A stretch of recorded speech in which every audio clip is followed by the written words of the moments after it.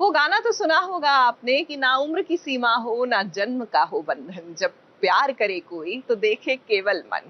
भैया ये गाना इसलिए कोट कर रही हूँ क्योंकि हमारी नयनिका है ना, ये एज के डिफरेंस में अटक सी गई है। सीरियल सैराब की बात कर रहे हैं। अब सैराब में नयनिका और ईशान एक दूसरे से प्यार करते हैं, लेकिन just because of this age difference कहीं ना कहीं एक हिचकिचाहट है नयनिका के मन में।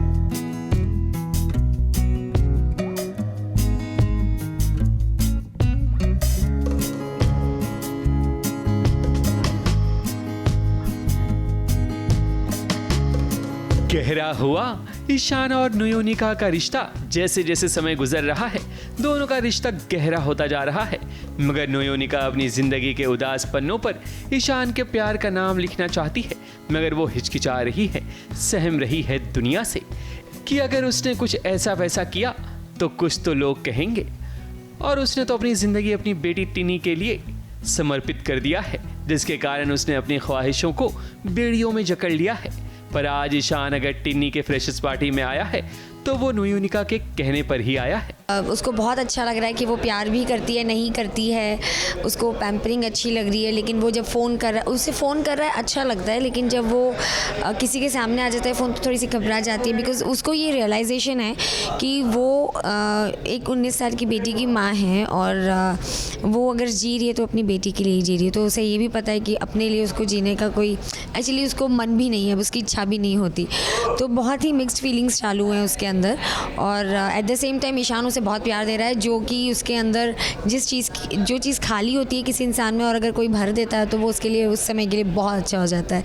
तो ये दो फीलिंग्स चल रही है, तो दैट्स हाउ हम लोग उसमें जगल कर रहे हैं। तो जो मेरी कविता है तुम आओगे इसलिए बादल भी बरस रहे हैं, तो ये जो कविता है जो वो लिखती है तो वो ईशान पढ़ लेते हैं।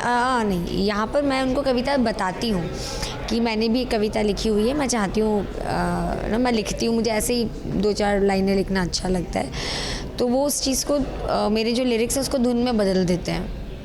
वो मुझे चीज़ें अच्छी भी लगती है कि मेरी रिस्पेक्ट करी है उसने, लेकिन एट द सेम टाइम थोड़ा सा कश्मकश में फिर आ गई है वो कि सबके सामने उसको बहुत ऑकवर्ड लग रहा है, क्योंकि उसने कभी ऐसा किया नहीं and she is a very very simple woman. तो लिरिक्स मेरे हैं और धुन उसकी है। ईशान तो बिना पैसे के कहीं नहीं जाता, मगर नयोनिका के एक कॉल पर वो कॉलेज की फ्रेशर पार्टी में परफॉर्म करने आ गया। और देखो इस पार्टी को भला कौन होस्ट कर रहा है, कोई और नहीं बल्कि करण छाबड़ा है, जो कई सीरियल्स में ऑलरेडी नजर आ चुके हैं होस्ट करते हुए। होस्ट के साथ साथ ईशान और नयोनिका को दोस्त भी बनाएंगे और इनके दिल के तार को भी जोड़ने की कोशिश करेंगे करण छाबड़ा। जब भी मेरी एंट्री होती है किसी भी शो में, चाहे वो अनुपमा हो या अब सैराब, कोई ना कोई ट्विस्ट और टर्न तो आता ही है। और अभी एक बहुत बड़ा कॉलेज फेस्ट हो रहा है जिसके अंदर ईशान और जो लीड कैरेक्टर हैं डॉक्टर नयोनिका, उनकी जो बेटी है उसके यहाँ पे कॉन्सर्ट हो रहा है और मैं होस्ट कर रहा हूँ और ईशान यहाँ पे परफॉर्म कर रहा है। नयोनिका तो अपने दिल को काबू में रख रही है, मगर इश्क पर भला किसका जोर चलता है। आज नहीं तो कल ईशान से नयोनिका को प्यार हो ही जाएगा। मुंबई से कैमरामैन अनूप रस्तोगी के साथ एबीपी न्यूज़ रिपोर्ट।